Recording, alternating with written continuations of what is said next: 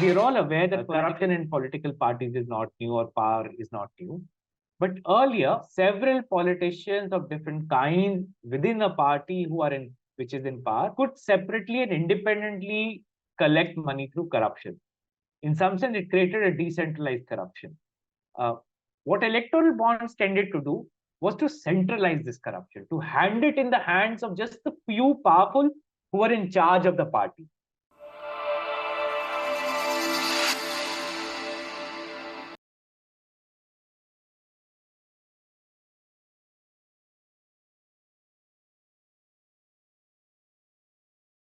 So good evening to all of you.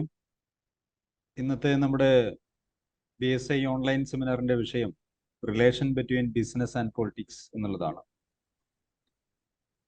നമ്മുടെ ഏറ്റവും ബഹുമാന്യനായ ചീഫ് ഗസ്റ്റ് ഇന്നത്തെ സ്പീക്കർ നിതിൻ സേതി സന്നിഹിതനായിട്ടുണ്ട്. അതോടൊപ്പം തന്നെ ഭൗമികനും പ്രശസ്ത ജേർണലിസ്റ്റുമായിട്ടുള്ള TV ജയൻ സന്നിഹിതനായിട്ടുണ്ട്. ഒട്ടേറെ പേരെ നമ്മൾ പ്രതീക്ഷിക്കുന്നുണ്ട് ഇന്നത്തെ ഈ പ്രോഗ്രാമിലേക്ക്. കൂടുതൽ ദീർഘിപ്പിക്കുന്നില്ല, എല്ലാവർക്കും ഒറ്റ വാക്കിൽ സ്വാഗതം പറഞ്ഞുകൊണ്ട് അടുത്ത നടപടികൾക്കായി BSIയുടെ അധ്യക്ഷനായ ജോമിയെ ക്ഷണിച്ചോളൂ. Thank you, Vinod.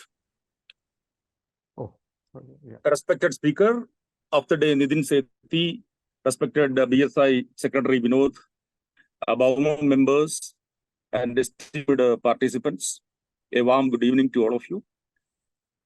I recently had a chance to go through eminent economist Meghnad Desai's recent book, The Poverty of Political Economy. The book explains how the economic policy thinking works against the poor. He agrees that the financial policies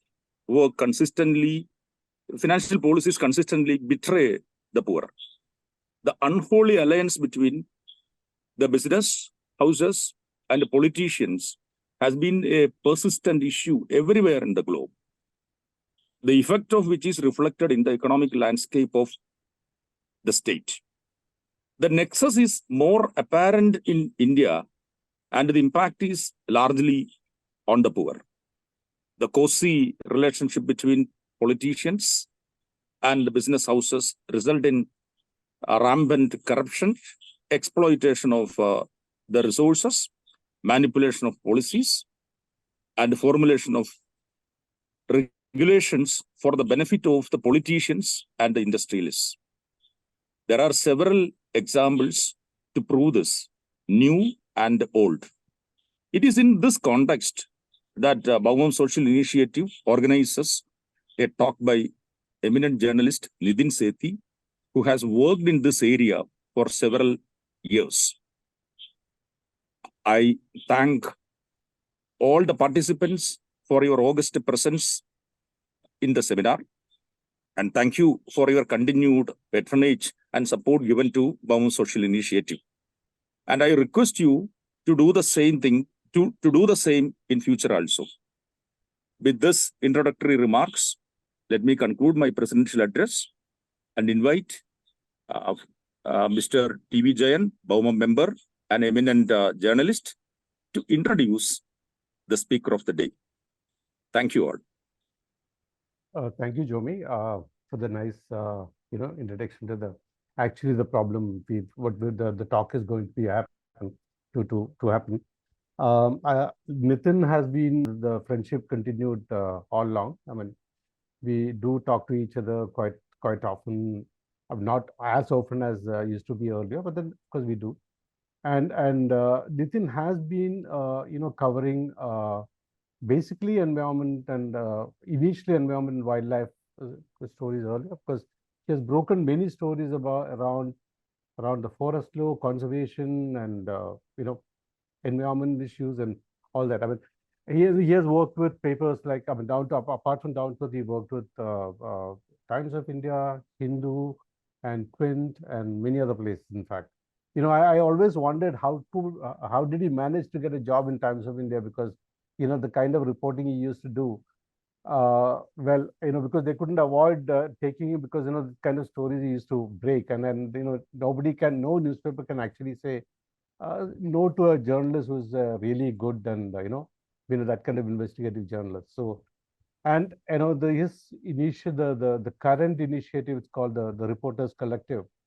They've been doing a wonderful job. I mean, it's the kind of very young, very, very dedicated and very courageous lot of journalists and young journalists. I mean, all of them getting trained under Nitin, and they're doing a wonderful job.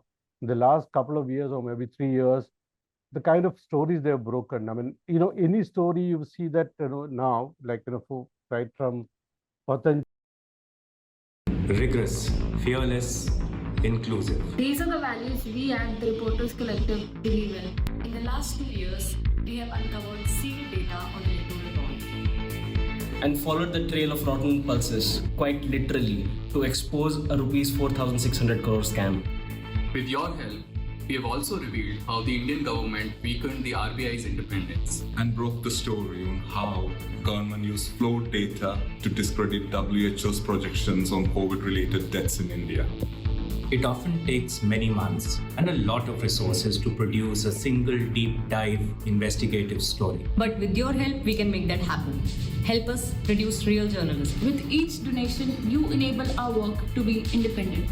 And help us highlight the truth. All it takes is one person to make a difference, and you can be that one. To support us, visit our website and click on Donate Now.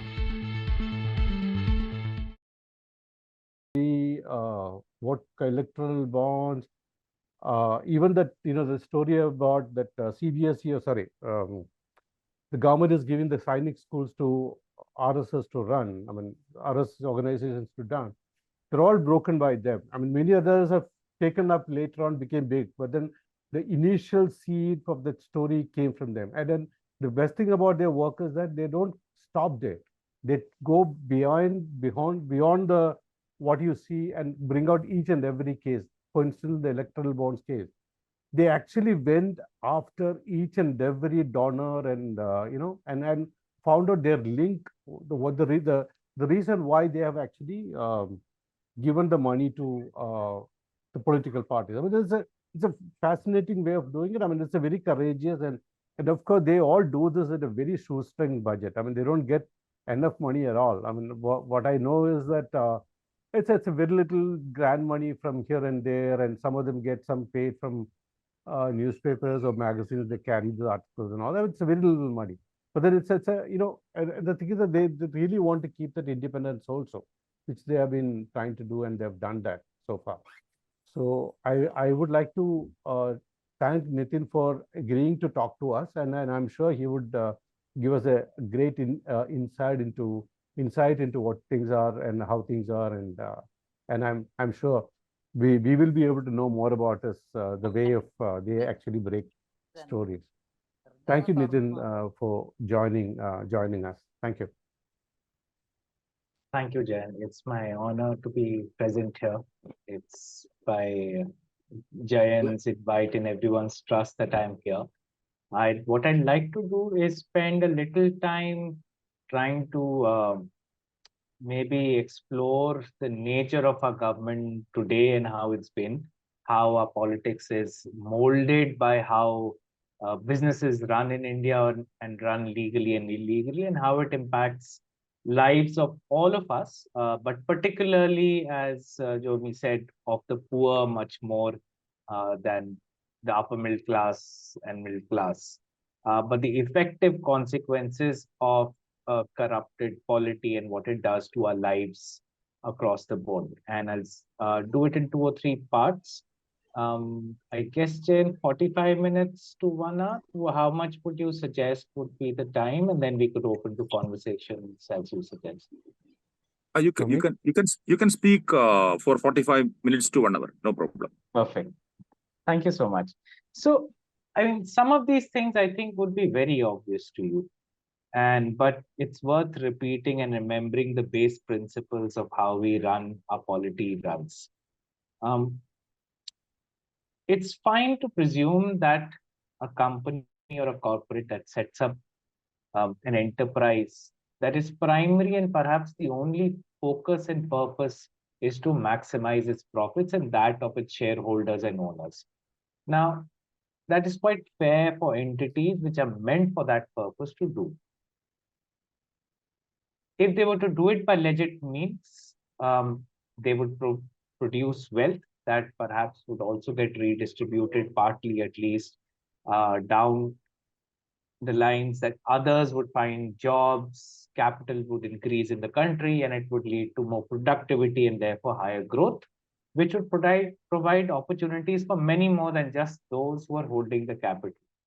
But as we're all aware in this country, it is quite near impossible for any business to operate without by avoiding influence that politics and governance brings to their lives. It's not as if businessmen, businesswomen who want to do things do not want quite often to do it honestly and earnestly. I don't think any one of us starts by saying we shall find corrupt means to grow. All of us do intend more or less to do it earnestly. But that really doesn't happen in the current state of India, and it's not been happening for a fair while. And when a business person realizes that the only option is to engage with politics and to engage with the political class and the governing class to get some benefits or to get some security, then he or she begins to look upon it as an investment that must be made. And those who have foresight into this world perhaps start investing early on enough.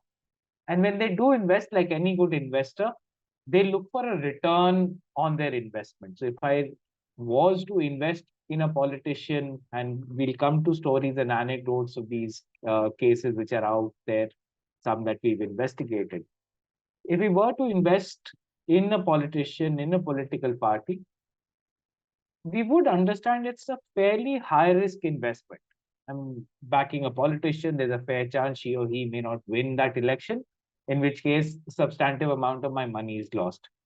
Now, because it's a high risk investment, if, so to say, my horse wins, then the in return I seek on that investment is bound to be very high. The higher the risk, the higher the profits I seek. And therefore, the politician or the political class or the minister, whoever he or she is bound to therefore do certain things which ensures that the business group, person, individual gets a fair return on the investment she or he made. Now, that return can only be made by providing them contracts, providing them resources, which otherwise would belong to the people or be used productively for the benefit of the average citizen. Now, very often we presume this high-end crony capitalism, which happens at the highest ends, does not impact our lives. Typically, stories we are told is that, some corruption is fine as long as the roads get built and the highways get built and the ships move. Some corruption is fine.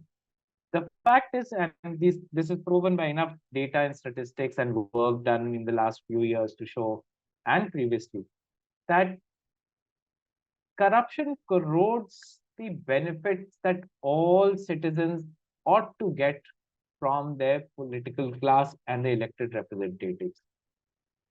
Again, I'll come to stories of how crazy it can get at times, of how much we are deprived by continued corruption in our systems at the higher end. Now, I don't think any one of you would have to be told of the nature of corruption our politics has gone through for the last several decades.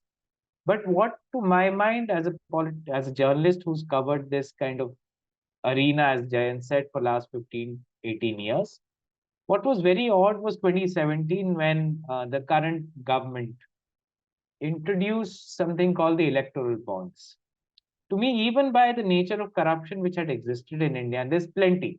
I don't think, again, all of you are business people who engaged in lives at different levels, you would know the nature of corruption that exists in our politics.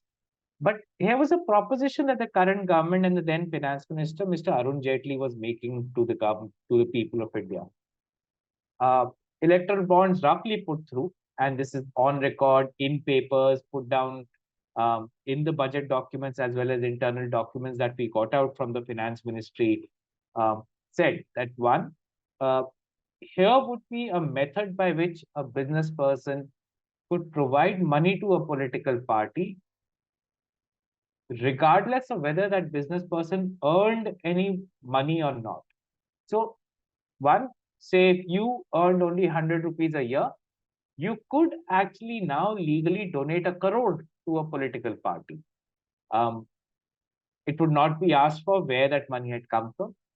This money would be provided secretly through channels that average citizens would never come to know of, who had donated to whom. Provisions were made to make these donations tax-free for the donors.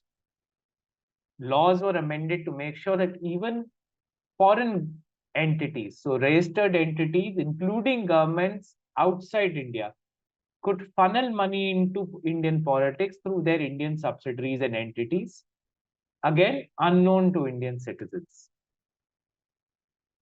This would be done in what was called electoral bond, but practically it was like a bearer check, where I could create a bearer check, I could pass it on to A could pass it on to B, and B could take it to C, and C could eventually give it to a political party, completely obfuscating who had originally donated the money to the political party.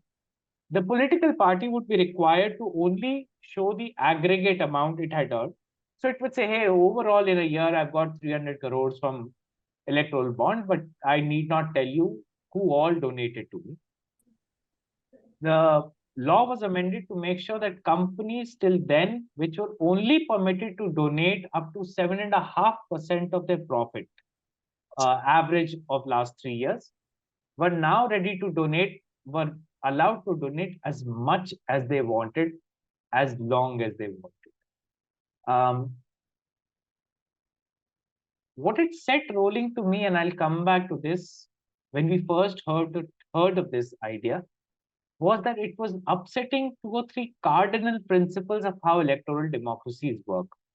Principle of transparency, principle of accountability of the elected representative to people, to citizens, to voters, and not to artificial entities like corporates and trusts, etc.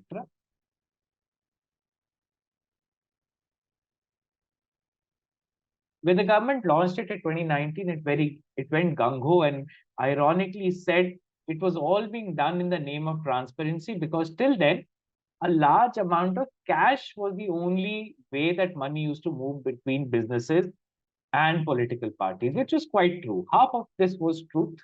A large amount of cash continues to move from individuals, from rich individuals to political parties. The current government, the BJP government, suggested this would be a cleaner route.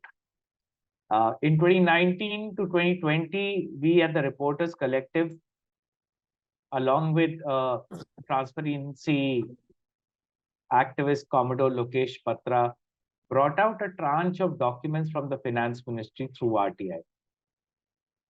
What it showed to me and to us, I think, was spectacular and worrisome things, which somehow the Supreme Court sat on for several years till it recently passed a judgment on the electoral bonds case, while all that evidence was produced before the Supreme Court as well. It showed that the government was not only creating a secretive channel for donations, but the government had created a channel through which it would also know who was getting their donations from the business entity. So everyone except the government would be blind. You and I, citizens, other political parties in opposition would never come to know about everyone else's donations. But the political party in power would, because the State Bank of India had become the window through which this money would move. And the State Bank of India, as our document showed, would almost on a daily basis correspond with the finance ministry about the detail of these electoral bonds. Now, for 4 or 5 years, this continued. And as all of you know, by now, I presume, what was quite clear to us at the beginning, the fact that only the central government knew, or the party in power knew who was getting the money, would ensure that only the party in power at the center would become the dominant gainer from this entire episode. And finally, when the data did come out and State Bank of India was forced to reveal data, it became very evident that the party in the center had gained the most amount from this process. There were other regional parties who were in power in different states, which had also made fair amount of money out of this. It ran into thousands of crores. Now, some of you might say and think, and it's a fair question to think, if the total donations to electoral bonds was in the tune of somewhere around 20,000 crores over 4 years, was it really a big sum? And I would agree with somebody who's skeptical and say it wasn't in pure quantum such a big money. We are aware, at least we as journalists who do this kind of work, are very well aware that an annual, once in a 5-year election itself consumes far more in one shot than what electoral bonds was producing. And we'll come back to why this money, even then, was a dangerous event and a dangerous sum to be floating around. What we found when the data came out and we were scrolling through thousands of corporate records overnight when the data was released by State Bank, because State Bank would not even say who these companies are who had donated to political parties. They just gave us a raw data saying, here's XYZ, and they have donated to BJP, Congress, etc., etc. What we found was quite egregious and quite scary at one point. We had companies which had not generated a penny worth of profit in their entire existence, who were donating to political parties. There were companies who had generated thousands of crores of revenue, but they had not paid a rupees tax, but they had donated to political parties. We found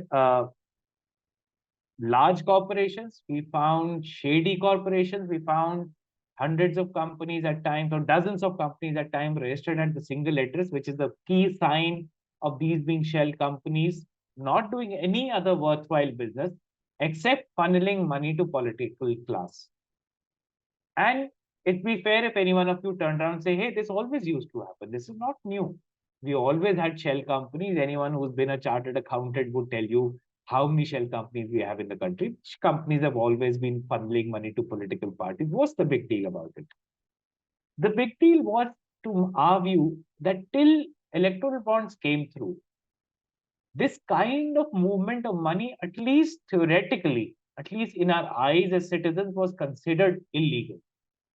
At least there was a notion of illegality of corporations running India's politicians rather than the voters controlling their elected representatives.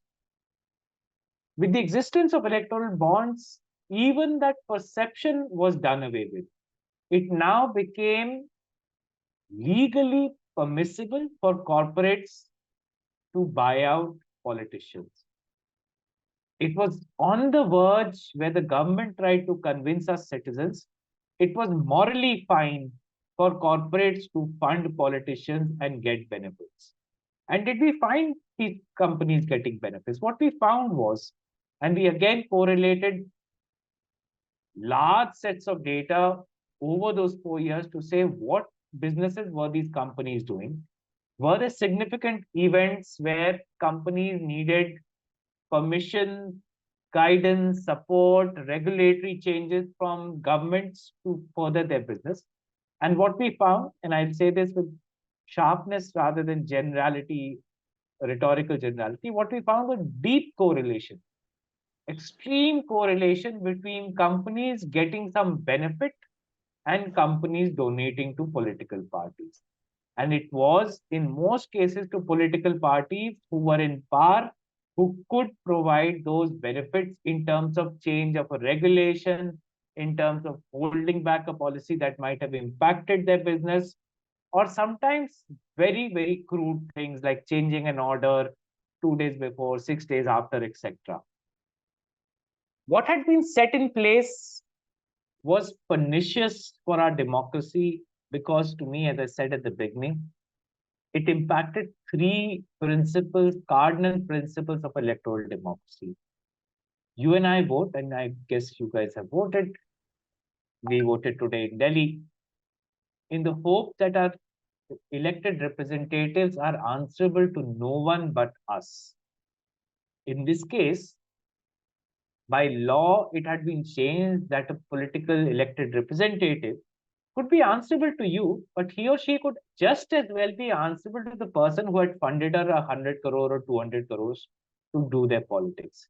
And if I was that politician who had taken 100 crores from a business, I would know who my master is. It would certainly not be you, the voter. It would obviously be the person who's invested in me, who I then on owe to return his or her money with great profits on top. Two, what this business did, because it asked for large aggregate sums to go through banking routes. Again, remember, electoral bonds provided the method to send unaccounted money through banking routes. It was not that the money was white. The money could still be of dubious origin. It could come from any source, from any method. It would be channeled through banks and it would then be rendered white in the hand of the politician. What it did was it diminished the chance of small parties, of parties representing small, minor, and historically marginalized communities to also gather funds to run political campaigns, because large sums would then get aggregated in the hands of those who were already in power. So, say in North, which I'm more familiar with than I am with Kerala politics, I would imagine that if I wanted to set up a political party for the Dalit community in one part of UP or Bihar or Madhya Pradesh, for me to garner a electoral bond would be near impossible, because which business person would want to back me? They would obviously back an existing large party in power. Therefore, even though constitutionally I am supposed to be provided equal opportunity to create a political space for my people, for my ideas and my principles, practically electoral bonds would deny me for good those opportunities. The consequences, you could imagine that over time, the larger the party, the more large it would grow at the cost of the small ones. And this has practically happened. If you look at the incomes that BJP has earned in the last 10 years, any party in power does earn more than others. But the gain of income of BJP in the last 10 years has been disproportionately higher than any other parties. Electoral bonds played its fair role in that. Two, this money was a very unique kind. As I said, it was unaccounted money, but through banking route. Why would political parties need this money in this way so assiduously, so passionately, that they would fight, BJP would fight in the Supreme Court till the end to try and save this kind of money in its pocket? To our minds, and those of us who again try to understand the political economies and how parties function, this money was of great use because it was providing centralization of funds, even within the party. So, I mean, we are all aware that political parties, corruption in political parties is not new, or power is not new. But earlier, several politicians of different kinds within a party which is in power, could separately and independently collect money through corruption. In some sense, it created a decentralized corruption. What electoral bonds tended to do was to centralize this corruption, to hand it in the hands of just the few powerful who are in charge of the party, runs its functions. This keeps a dynamic alive within the party of who's powerful, who's not, who's popular, who holds money, and all these stories float around as gossips in our life. All of us are aware of this as gossip because, this is very difficult to come through hard evidence. But what electoral bonds tended to do was saying it would only be deposited in one account of the political party. Therefore, if I was the head of a political party who's in power, I would say, donate all money to me. I will change all the rules you want. You just have to come to me. And in some ways, big businesses love this, because what it provides to big businesses is single window corruption. It says, you come to one window, sir, please donate everything you want, and I will change the rules as you want. You do not have to go through 3 ministries or 4 ministries. It is true. If I was also a business person, I would say, if I have to live in a system which is corrupted, I would rather have a corrupted system that delivers me very quickly after I paid, instead of me running around to 4 departments and 6 corrupt politicians. So businesses don't have a problem with centralized corruption. The challenge with that is it breaks the nature of democracy within the political party. It squeezes down on the practice of electoral democracies, even as we knew it to begin with. And I must insist, it was never clean. In India's history, we've not had clean politics, with rare exceptions.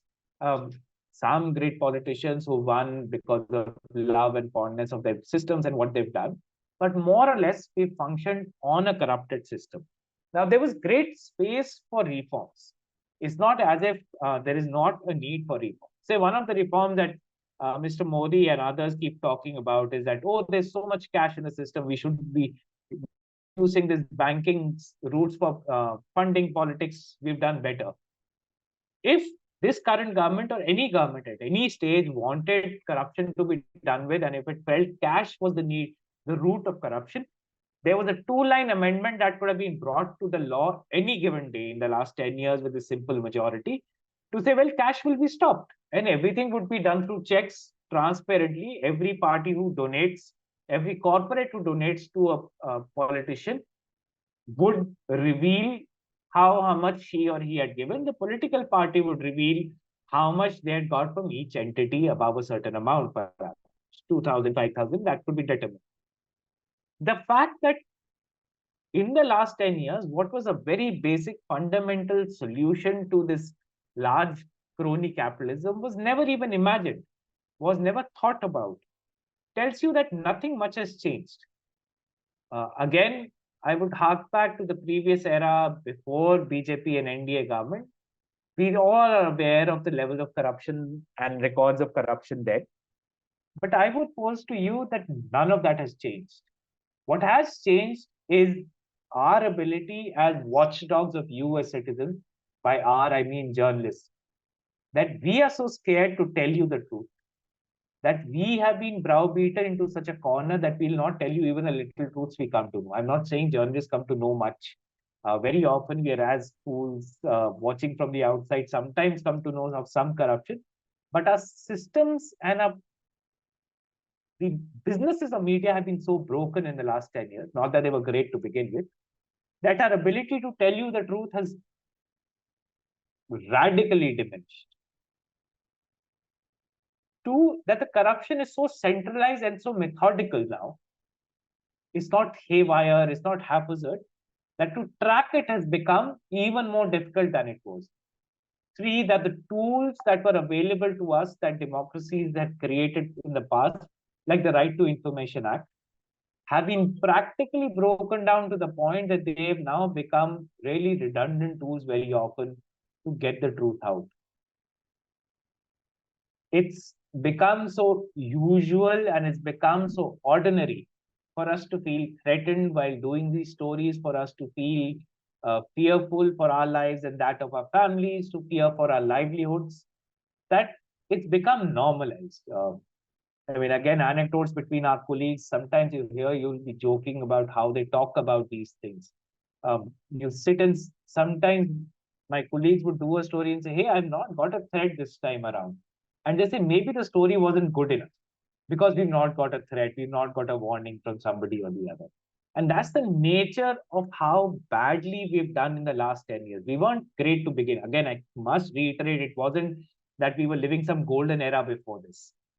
We were a mediocrely corrupt nation with a very mediocre form of journalism to exist with.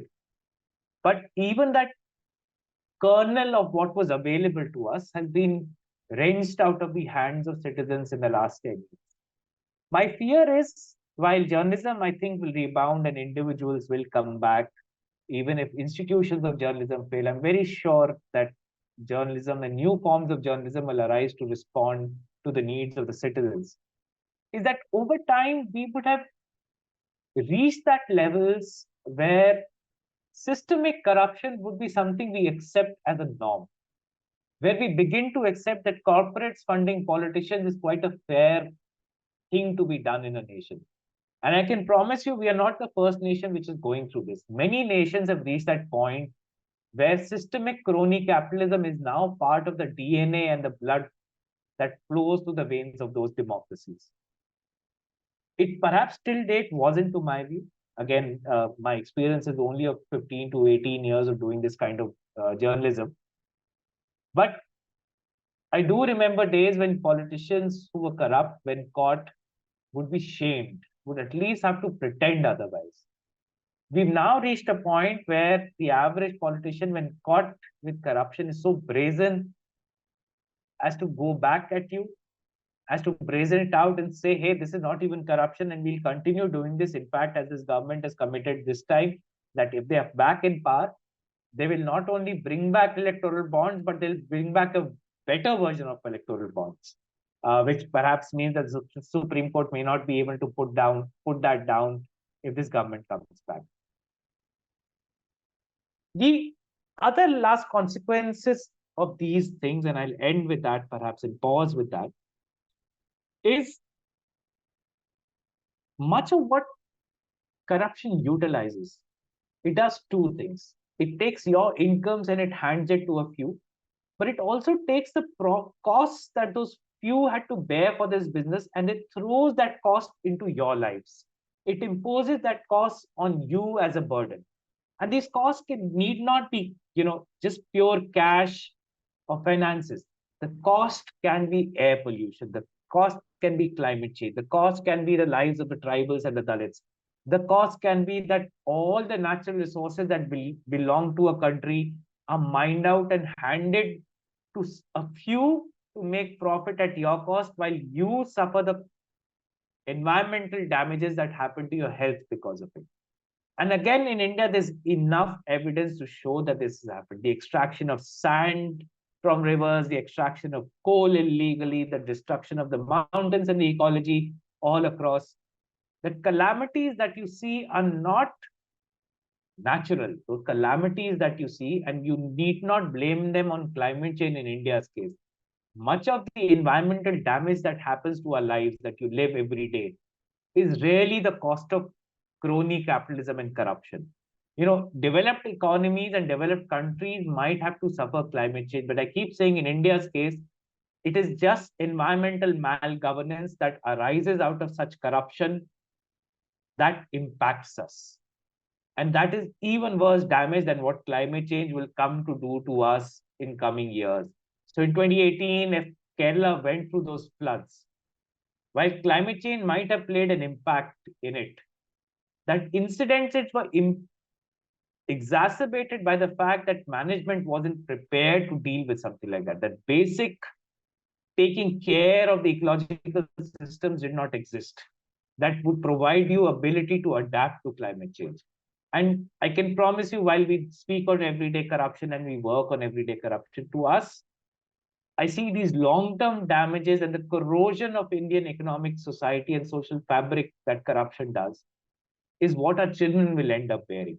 The fact that they will not have great public health, that it will get privatized, that they will not get good public education because education will be privatized for the reasons of corruption. These are long-term damages that our country faces. Most of us who live in the upper classes perhaps may not feel the hurt this causes, but the poor, I think, disproportionately suffer it day in and out.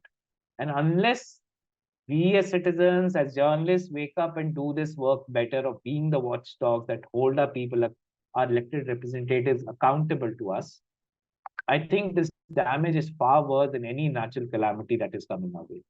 And I'll pause here.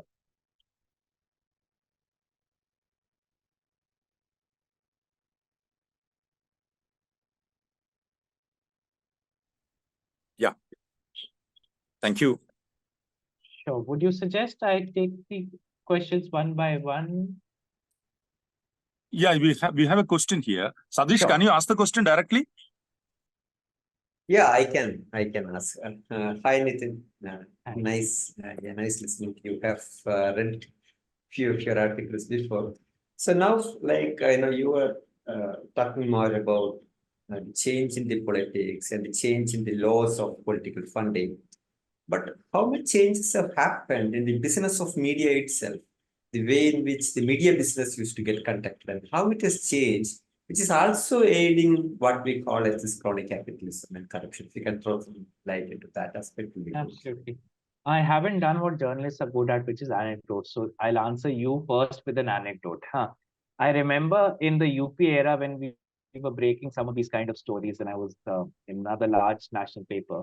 When my editor used to kill my story, he used to take me out for a drink and make me feel okay about myself.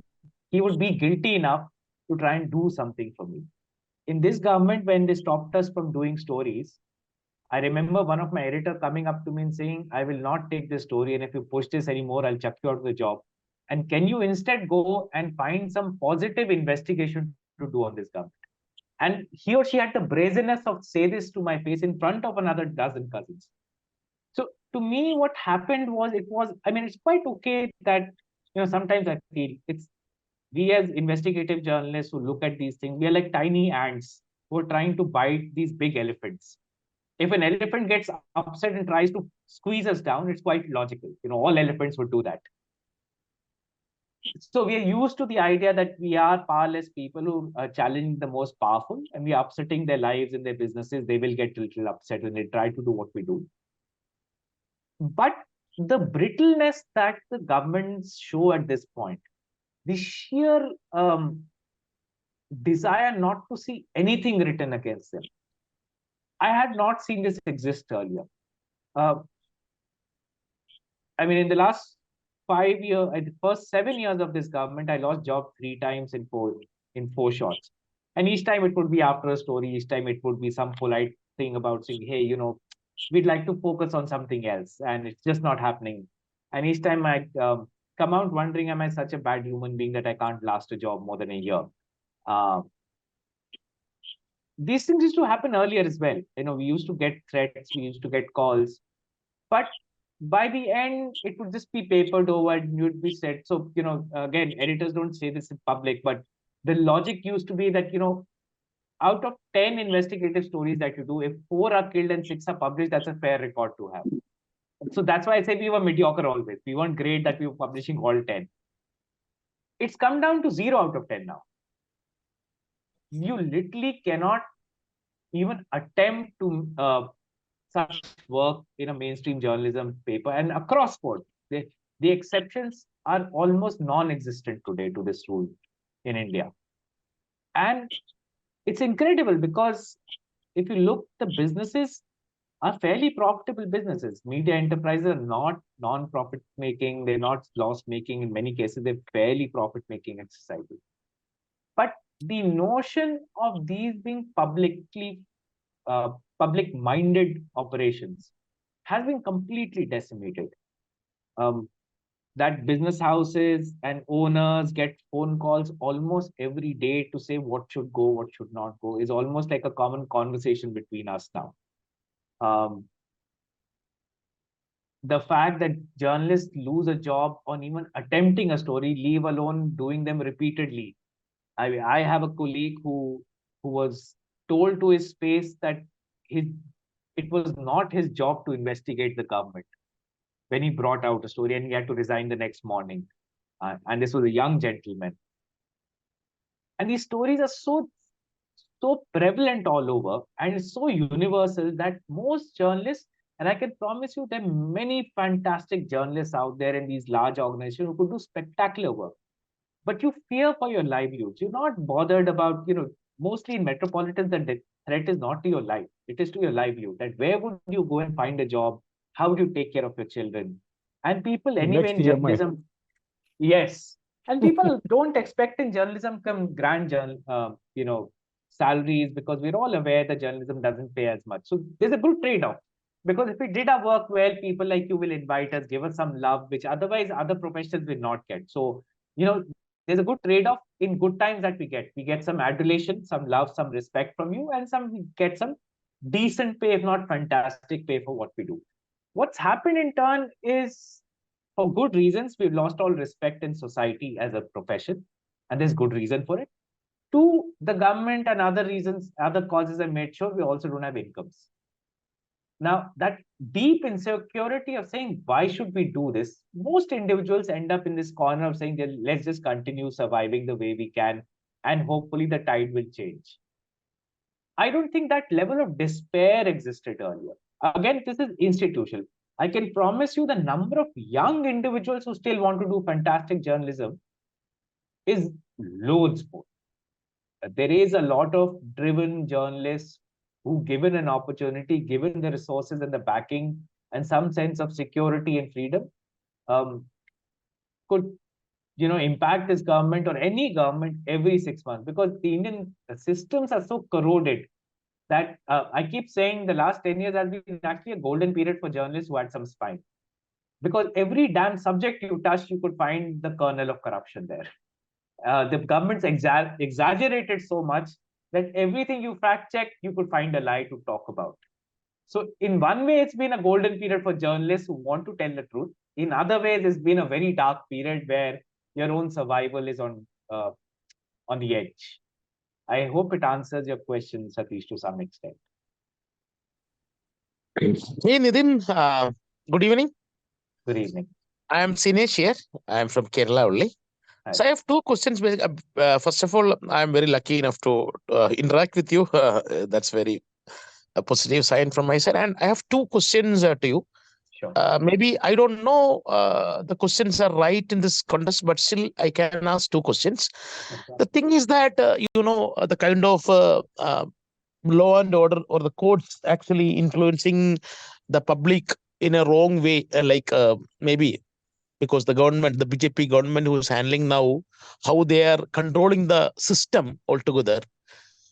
In this case, why this suddenly electoral bond, Supreme Court is so eager to reveal the electoral bond? They need to get the details of electoral bond. Why? What is the reason for that? Because do you think when you get a final result, is that is a genuine one, or it again is a fabricated one? What is the reason? Because for the last so many years, we are seeing like so many justices also killed due to different reasons or whatever it may be, and the public is not thinking that the result was not actually actually it was favor to one side and another. That's the first question. So I don't know you got the point or not, but still. Let me try and answer this one, perhaps. I think it's a fair question to ask.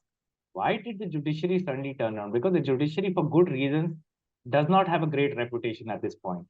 It has not done any favor to its reputation by the kind of the method by which the judiciary has survived in the last few years, and the kind of orders it passed or not passed. I think it's quite shameful what the judiciary has done. This seemed to be an exception, but I think I can say one thing is very clear. If, say, you and I had accumulated money by illegal means, say if you and I had got 300 crores by illegal means, and the Supreme Court eventually found it to be so and said it's unconstitutional, and this is what the Supreme Court has said, the least the Supreme Court would have said is disgorge this money from this person. This money does not belong to this individual, right? As the Income Tax Act would do. It will take away all your money that you illegally gained. In this case, the Supreme Court didn't say that. It said, well, it's all unconstitutional, really wrong, should never have happened, but please keep your money. Now, that to me is fantastic. I mean, you first allow this to happen for 5 years. When you had all the same evidences before you, you sat quietly for no good reason that you can justify. And then suddenly wake up at the end and say, hey, not nice, but carry on. Keep the money in your pocket. To me, that itself allowed all the parties who made money to get away with something, not just illegal, but as the court itself said, unconstitutional. Two, as I was saying, electoral bonds is just one of the methods by which political actors collect money from society and businesses.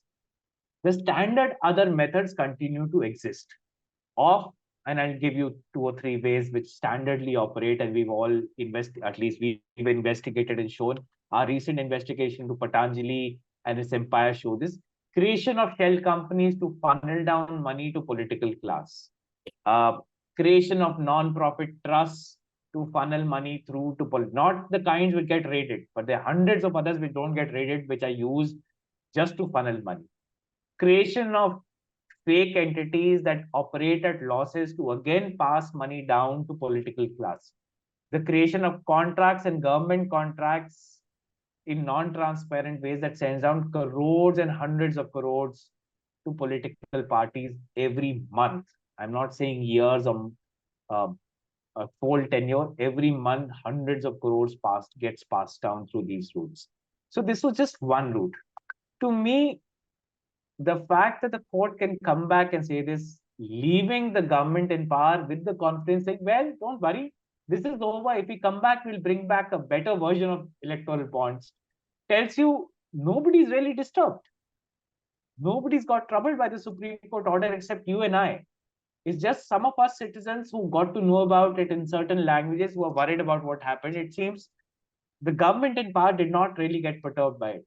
To me, that is worrisome. Now, even I don't know what the reason is. I would presume that if they came back to power, they would like to produce another set of rules, regulations, and laws that would make it even more difficult to undo and legitimize what I definitely call crony capitalism of the highest order, which gives it a moral cover and a legal cover.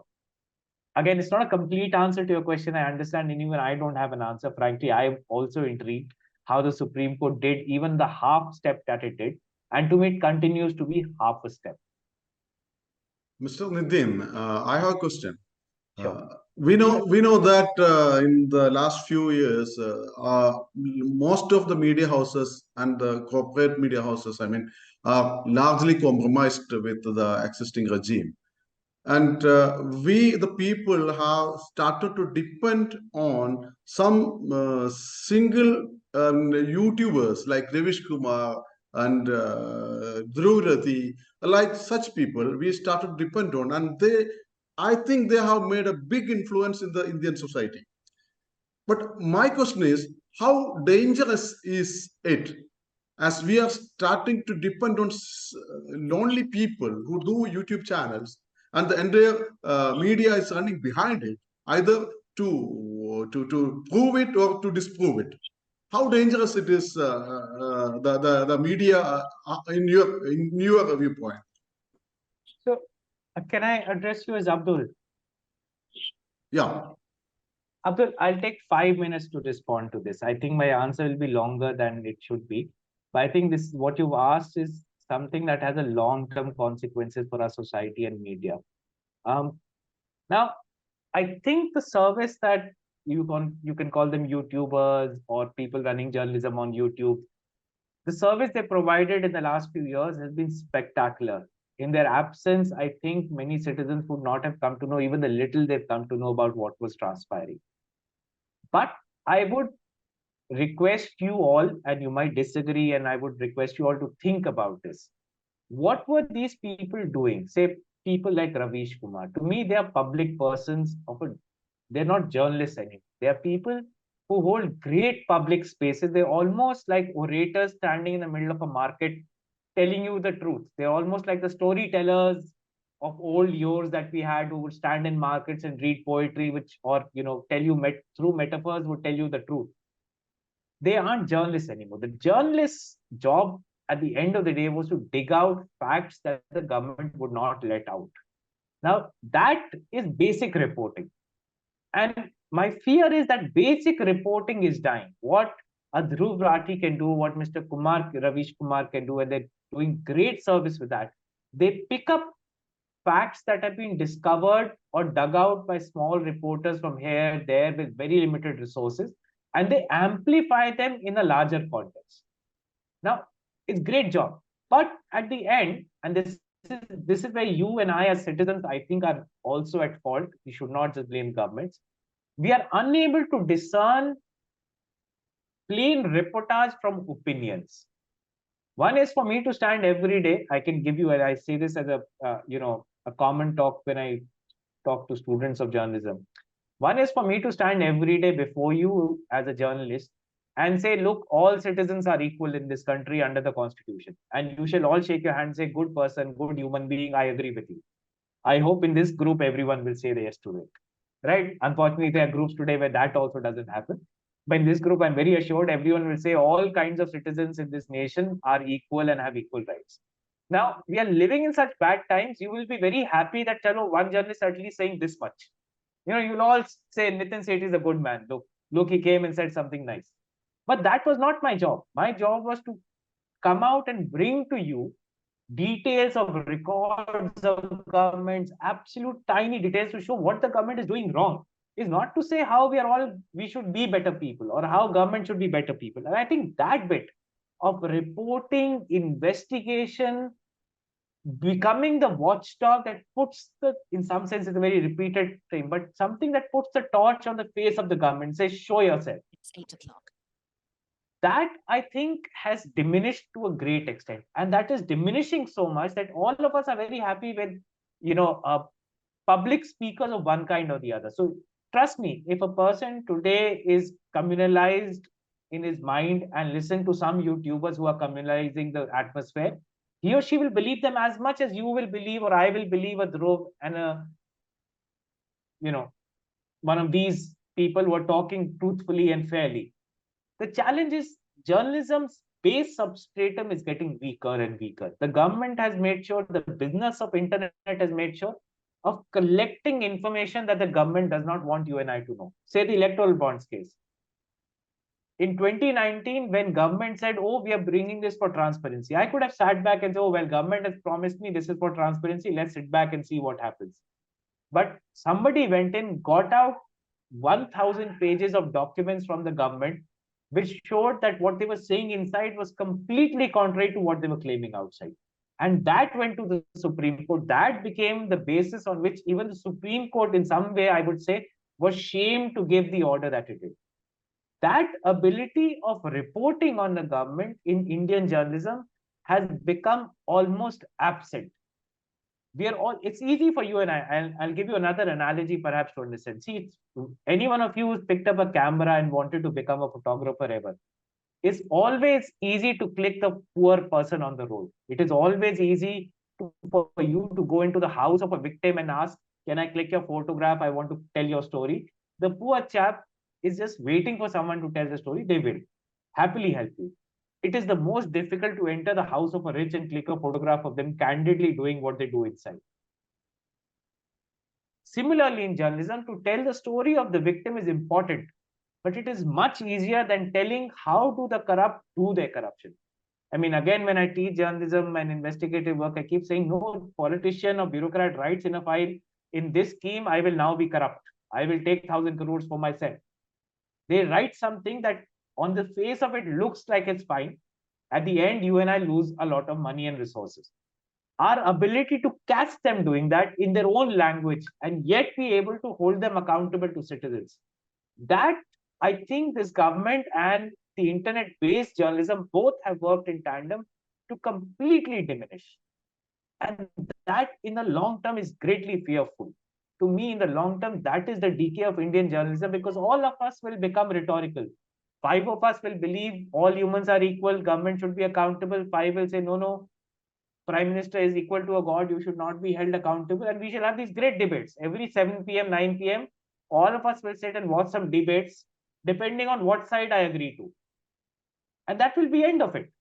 To me, that hollowing of Indian journalism, where reportage is no more the substratum, where debate and conversation is the only thing that we work with, it's in some sense the beginning of the end of journalism in India. And I might sound very calamitous when I say this, but I do say it with great responsibilities. Thank you. Thank you. Okay. Thank you. Nitin. Do we have any other questions? One more question. I'm sorry. If I'm taking too much time, but still one more question. Okay. Now, excuse me. Can we take the other question first? We can go on, please.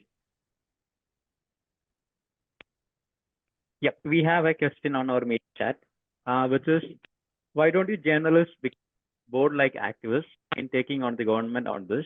Anyway, we will die on a day. Well, I think we must respect people who on the field do what they do.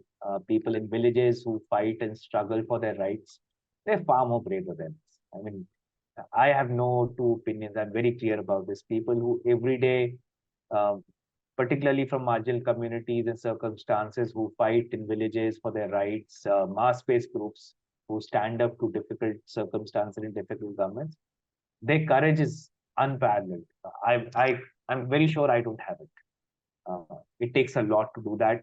Perhaps it needs us to have seen that kind of deprivation, that kind of difficult life to take on those risks. So I think both these actors of democracy, if I might call them actors, are very different kind of beings. Both are essential beings, but they're different cogs of a machine. One person's job is advocacy, to say, I will show you and try and move the society towards the ideal. That is the activist. Activist is not just advocating an idea. To me, an activist is also imagining the ideal world and trying to convince us to move in that direction. The journalist, on the other hand, is looking at the present, comparing with the ideal and saying what is wrong today. The jobs are very difficult. My job is to look at what is happening today. I am not the visionary. I am not the person who has the imagination of where society. I'm not a leader. But what I am capable, in some sense, I am the rat if the activist is the eagle. I'm able to dig into the sewer and bring out all the muck. The eagle is what the activist is, who's up there and able to tell you what large picture to see, where to move the society towards. So therefore, I think these two functions are very different. I think the tools of these two functions also differ in substantive ways. What an activist needs is a vision, a strategy of how to move certain things. In some sense, an activist is also deeply political animal of kind that is strategic in nature. A journalist, on the other hand, needs resources that can capture, understand the nature of governance, in some sense, live very close to the muck, live close enough to bear it. And that's a completely different function. Yet, unfortunately, today, both need a great amount of courage. Both, as we've seen with clear evidence, are living a very difficult time where asking the government and trying to hold the governments accountable is seen or branded as anti-national. To me, that is taking away not our rights as individuals. I mean, if I'm not a journalist tomorrow and something happens to our lives, we move on and do something else. What it is doing is taking away citizens' rights to hold its public servants. And remember, that was the word. These were our public servants. It's taking away our rights to hold our public servants answerable to us. When you diminish the rights of journalism to do its job, or of activists to hold governments accountable to a larger vision, we are just conduits in some way. In some ways, there's a social contract where you all have empowered me. I'm no better or no worse than you, but somehow you have empowered me to do this job on your behalf. So when my job is taken away, it's basically your rights which are diminished. I can go on and sell soaps and do something else. I think I can, at this age, I can go, hopefully, I'll come to one of you guys and say, let me become a teacher somewhere and you will provide me that security. But what it would have done away with is your watchdog would have disappeared. I think that's what the state, when it's in its crudest, in its ugliest form, wants to do. Diminish your abilities to hold your elected representatives answerable to them on a daily basis. Yep. Yeah, thank you, Nitin. Do we have any other question? Yeah, Suaj? We have one on the line, and you want to go? Right? Kiran had a question, I think. Yeah, Kiran had how to test the fact of a report in today's scenario. I can always feel that what you are trying to convince is wrong. It's the magic of influential politics that plays beyond the truth. Kiran, I hope I'm getting your question right.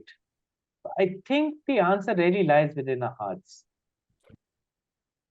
I think this is an era where it's very important to be very conscious of our own confirmation biases, regardless of what side we come from, what spectrum of politics we come from. It's very important, I feel, to think, okay, these are my default confirmation biases that I must be aware of when I read something. Question them as well. And I think all of us are capable of. This nonsense that people spew about some people being more brainwashed than others. I really don't believe it. I think all of us are capable, given the right atmosphere and chances, to think through of ourselves and becoming a more rational human being, more logical human being. What this polarization has done, I feel, very often has suspended our abilities to logically think for ourselves. It makes us so deeply bound to a few ideas rather than logic. I think when you read a news story, when you read somebody, when you hear somebody, spend time thinking about it instead of saying, hey, this is a person I like because he stands on my side of the spectrum. Even if it's somebody like TV Jain or me that you've known for 15 years, when you read us, forget that we are nice human beings and we've had food with you. Look at our work that day and say, as decent journalists, as hardworking journalists, it's still possible I would have got one story wrong in 20 years or 3 stories wrong. Therefore, each story needs to be read for the merit of what it is. You need not know whether I was a great person or a bad person. I mean, quite often, investigative journalists need not be good human beings. I might be quite a boring character who's digging out, fishing out dirt on people. But you have to read my story to say, well, does this make sense? Is this from my experience what happens? Is this logically true? And I'm absolutely sure 99% of the times you would be a good judge of that story. You would be a good judge of that news yourself without needing any other support or crutch or context to understand it. But the suspension of your own biases and being aware of our own biases, I think, is very essential. It's not constant self-doubt. It's not to say everything you think is wrong. Some base principles of life, again, as we were talking, constitutional values, equality and equity in society, those are base principles. But is this person always right? Does this person do this? I think is not the test of good journalism. Does this anchor stand for good things all the time and that anchor stand for good things all the time is not the test of you as a good reader or listener. All our parents brought us up in, again, southern states, I find sometimes have been more progressive in how your educations were provided, how science was imbued in your society. That even when you were deeply religious, you were asked to, at the same time, be deeply logical. And I think we've been suspending that at times. We need to bring that back, of being ability to live multiple ways, of being deeply religious if I want to be in a personal space, deeply logical in my civic relationship with the rest of society. I hope I did not distract away from what you were hoping to hear, Kevin. Thanks, Not at all, Nitin. Do we have any other questions? Yeah, Joby, I have a question to Nitin. Nitin, is it Jen? Yeah. So it's like basically this part of this, that administrative system. We have another set of people who are actually behind us, behind the politicians, that's the babus, right? I mean the bureaucrats. And you all know that you and I know that there will be a brave or a rare bureaucrat, maybe a joint secretary or deputy secretary or director, who will leak out or tell us, about the things, like which are not right. I mean, so they probably that are the seed of the story most of the time come from a interaction with the bureaucrat, senior level, at the junior, not very junior level, but then kind of a middle or senior level. So has the species diminished or completely disappeared, or are they still there, or are they growing up? The tribe is going up or growing or coming down? It does seem from the outside, Jen, you're right. I mean, you think that journalists aren't writing any stories of this nature. You would think, oh, everyone's scared in the system and not talking, not telling us the truth. My experience in the last 10 years been, there are so many people there wanting to find courageous journalists to tell the things to. I mean, I can promise you at Reporters Collective, maybe because we built a reputation over a while, we only live on donations of citizens, there's no advertisement, nothing, that people believe a little in us perhaps over time, that if we had twice the number of reporters that we have today, I would still have whistleblowers giving me stories that could last us the next 3 years, and we would still not be able to do enough. Most often, I have to tell people in the system saying, hey, look, we're only 5 journalists. Please hold on. I'll come back to you. There's no lack of courage in the system. I think it's absolute lack of trust in journalists to do their job that nobody wants to tell us anything. Yeah. They're just like, Good. they know how broken the journalism is, that we are so much in the hands of our owners who are in the hands of the politicians. Again, as an anecdote, Jayan, I say this very often. You know, when we started the Reporters Collective, it was a small unknown organization. I had some reputation from past, but it was an unknown organization. Like any whistleblower, they would come and say, hey, look, I would like this story and this is true, but I would like this published in a large newspaper. And I could not grudge them that. You know, everyone wants the truth to go out to the largest place. And I would give them numbers and phone numbers and say, please go to the editors of Times of India, this, that, whatever, wherever you want to go, I'll help you out. And I'd say, but I'm sitting here because I know in 6 months' time you'll come back. And in most cases, they would come back disappointed, saying, oh, we offered, and they refused to carry the stories. And then they're back with us. So I think what's happened is that there are lots of great individuals, very brave individuals there, who are just waiting for us to be brave enough. Okay. I have seen no dearth of people. I mean, last 4 years, Reporters Collective has thrived out of these networks of whistleblowers coming to us with information. I mean, so much so that my young colleagues are surprised. They also initially began saying, who will tell us anything in this era? The fact is now that they are known for what they do, and you know, the reputation I found in this business goes out very quickly.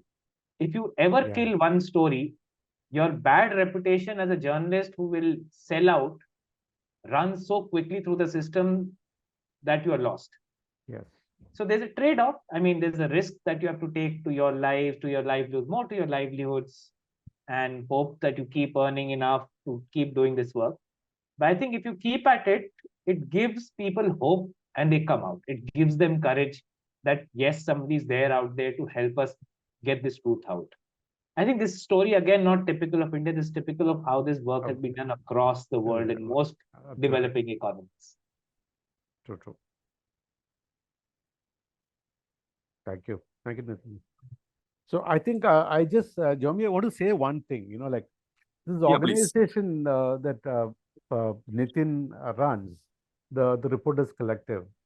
I mean, I'm sure most of you have seen the stories broken by them and seen many of the stories. I mean, I would request, I mean, rather if possible, people can, make whatever little donation you can to, make them, or rather serve themselves so that, you'll have more such big stories coming out. And like what happens is most of these big stories we see now, we get to see when Times of India carries or Manorama or any other newspaper carries it. But then that the seed comes from them and they break the stories, others take it forward, and that's what happening. So I believe maybe we all can do whatever little we can to support them so that it actually they can do a better job. I mean, I'm sure that Nitin, as he said, like he probably will be able to hire 2 more hands, and they will all happy to do similar kind of enough people who actually would like to do big stories and break good stories. In the sense, like what I mean is not just stories, but investigative stories. So I'm sure. I mean, if I could actually take a minute from you, Jayan, something I thought I would speak of, and when somebody asked a question about how YouTubers have helped us and somehow survive a very bad time. The average cost of reported stories is so high. So I'll give you a sense of how we work at the Reporters Collective. We take an average of 2 months to produce an investigative story. Say, if you look at our recent work, which looked at how shell companies were created by Baba Ramdev, etc., that was around 4 months of work. So you're literally paying a journalist 4 months' salary to produce this investigative work, where she is going through dozens of corporate records. You're paying lawyers to vet the stories to make sure they're accurate, etc. You got editors who are fact-checking it repeatedly to make sure not one word can go wrong, because our defamation laws are so bad that I could be sitting in Delhi and writing a story, but I could be in jail in Silchar next morning because the case was filed over there. Therefore, most people prefer the YouTube method, which is to stand in front of a YouTube. Once you set up your YouTube, camera and all, your daily cost is very low, or saying things every day based on what you've read in different organizations. But the cost of reportage is so high that most organizations, for just business reason, will avoid it. And then there are obviously reasons of what you might find if you actually reported on things. That I think if we as readers and citizens start to discern and say, this is, and it can be some young boy or girl in your own district who's doing fantastic reporting. I would say, I mean, if you can fund Reporters Collective, I'll be grateful. But otherwise, as a community from Thrissur, perhaps if you even started a fund which says we'll, once a year celebrate a young journalist doing great reportage in our town, instead of some great anchor or some great intellectual. That's the kind of support I think reporting journalists need today. And that will become the kernel for you to become a better society and for intellectuals to become more informed. So yes, I'm grateful if Reporters Collective, if you back, I'd be thankful for it. We're all, again, we put out our financial records, and about 80% of our costs go only to paying journalists and nothing else. But if it's not us, I think I would just request discern between opinion makers and reporters, and back the young gentlemen, men and women, or even elder ones who are out there making, literally doing shoe leather reportage that keeps us going. Sorry for taking Thank you. TV. Yeah, thank you, Jayan, for that proposal. Okay, we will internally discuss this. Okay. Nidin? Yeah, and we'll definitely come back to you. So, thank you so much for the privilege of having me here. Okay, we know can we wind up the session? I have a question if we have time. If you allow me to. Yeah, Suaj. Okay. So, Nidin, thank you for your excellent presentation. Thanks for providing more and more insights into the issue of cozy relationship between industrialists and the politics. So it was a great time to spend with you. Our only wish is that there be good and brave journalism in the country. Yeah. Is Vimal there? Vimal, are you there? Let Suvaj go for the question. We can complete the question and go ahead. There is a question? I'm sorry. I think Suvaj want to ask. If we have time. Okay. Time, I have it. Yeah, I think we have, no? Go ahead. Yeah, sure. So, yeah, my question is on the new age media outlets. We have multiple independent medias out there, including the Reporters Collective. So most of them, they're thriving on funds from the readers. So is this a good business model to go forward? Will this independent media outlets can thrive on this funds from the readers without getting corporate money? How you plan to sustain it for the future? Well, I don't think it's a good model to be honest.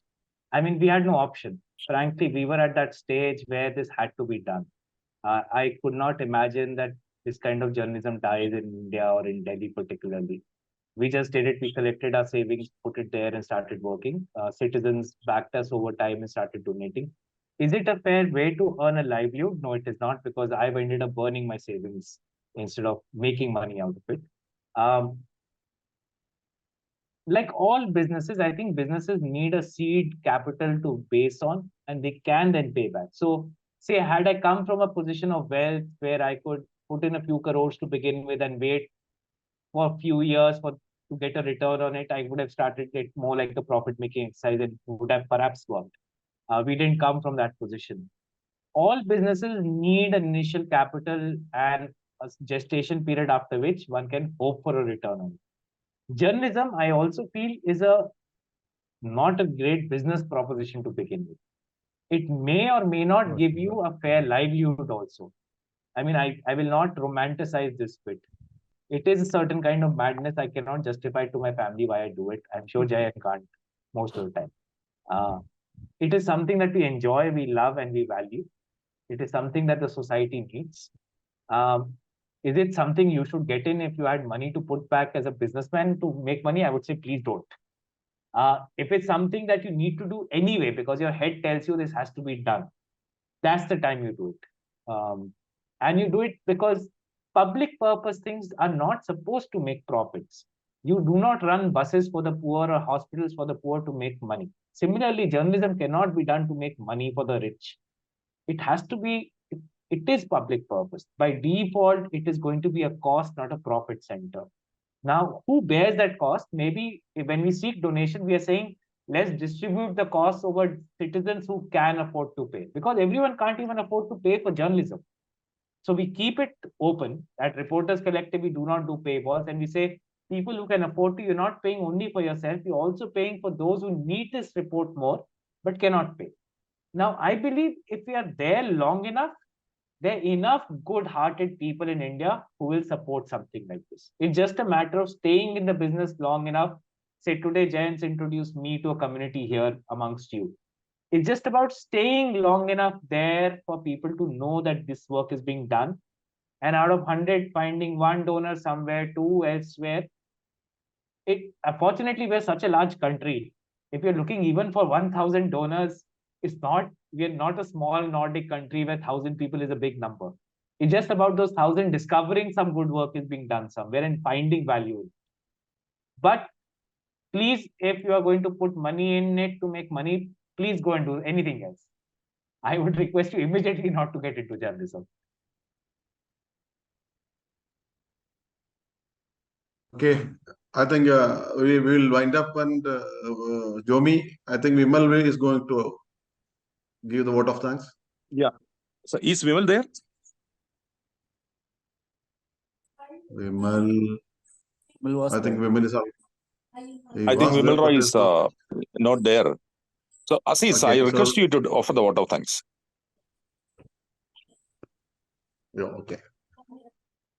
So actually we were expecting Vimal to do it, but now Mr. Nitin Sethi, it was a great pleasure having you here to explain us the deep roots of journalism, and many things were new to us. And of course, our this webinar will be uploaded in YouTube and Facebook, and we'll be having a lot of viewers. Unfortunately, today our count is very less, but we have prime people here, and most of them has a lot of connections, and I think it will multiple in the coming days. And I thank in the name of Baumam and Baumam Social Initiative and all the people who came in here for attending the webinar. And Mr. Jomi, Kiran, Satish, and Mr. Jayan for arranging to get our chief guest today, Nitin. And who else? If I leave it, many people I know, but most of them have left now. Anyway, I thank everyone for attending this webinar. And is there anything else, Jomi? Nothing. We can conclude. Okay, so I conclude on this. We'll see for the next. I think we will call Nitin again for another webinar. No, We got many. Thank you so much. And I think what I've gained more is a group of friends in Thrissur, and that's more than everything else put together. Right? And Nitin, not only Thrissur, we do All have over people Kerala. from all parts of Kerala, Lovely. and many of them are staying outside Kerala. See, Baumam is a group of people. See, we do have members from across the globe. Yeah. But all Malayalis, all Malus. That's perfect. Mostly good food. Mostly engineers from Thrissur Engineering College and the doctors from Thrissur Medical College. I mean, they're the main people actually. I mean, many of them. Right. No, I'm particularly thankful to Jayan, my dear friend, who I have one anecdote I must say about him before I leave.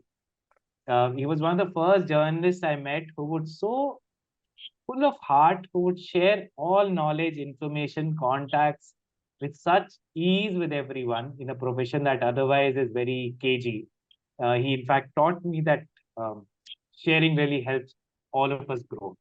And here he even shared his